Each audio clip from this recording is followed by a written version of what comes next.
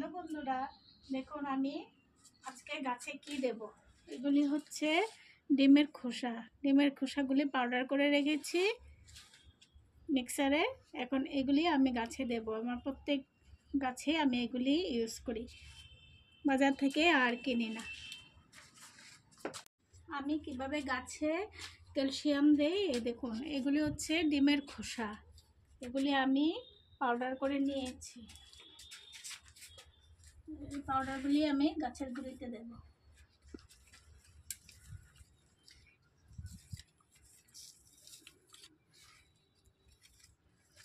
কাটার জন্য দিতে পারছি না, হাতে কাটা লাগছে।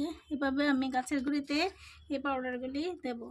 এতে ক্যালসিয়াম, হাড়ের গুঁড়া আর কিনে আনতে হয় না, এগুলি থেকেই হয়ে যায়, ডিমের খোসাগুলি থেকে। সেদিন বৃষ্টির মধ্যে ডাবল ফুলগুলি সবগুলি ফুটেছিল। আমি ভেবেছি নষ্ট হয়ে যাবে, কিন্তু নষ্ট হয়নি, কিন্তু সাইজে ছোট ছোট হয়ে গেছে। এগুলি বেশি বৃষ্টিতে পচে যায়। এগুলি সব ফুলগুলি যখন ফুটে না তখন পচে যায়, কিন্তু এখন আছে, ছোট হয়েছে সাইজে। ওইটা একটু বড় হয়েছে, বাকি সবগুলি ছোট হয়েছে। আমার স্ট্রবেরি গাছটা নষ্ট হয়ে গেছে বৃষ্টিতে। স্ট্রবেরি গাছ লাগিয়েছিলাম, বৃষ্টিতে নষ্ট হয়ে গেছে। আর এই দেখুন অ্যালোভেরা গাছ। অ্যালোভেরা অনেক উপকারী, মাঝে মধ্যে আমি নিয়ে খাই। মুখে লাগাতে পারি না, আমি মুখে লাগালে আমার র্যাশ বেরিয়ে যায়, তো আমি এগুলি খাই। খেলেও নাকি অনেক উপকার হয়।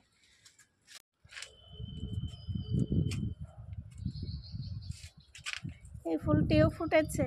এগুলি আমি ভেবেছিলাম ফুটবে না, অনেক দিন ধরে, শুরু থেকেই ফুটেনি, কিন্তু কিছুদিন ধরে দেখি ফুটছে।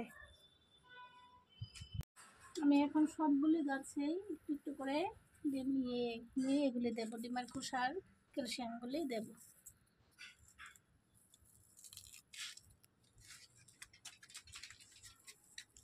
আলাদা করে আর ক্যালসিয়াম কিনতে হয় না গাছের জন্য, হাড়ের গুঁড়া কিনতে হয় না, এগুলি থেকেই হয়ে যায়।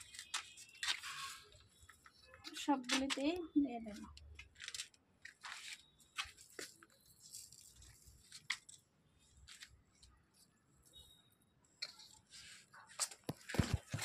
সবগুলিতে এরকম একটু একটু করে দিয়ে দেব।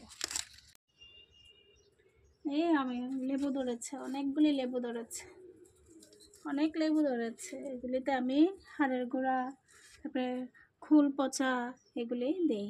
সবজির খোসাও পচিয়ে ওটার জলটা আমি ইউজ করি।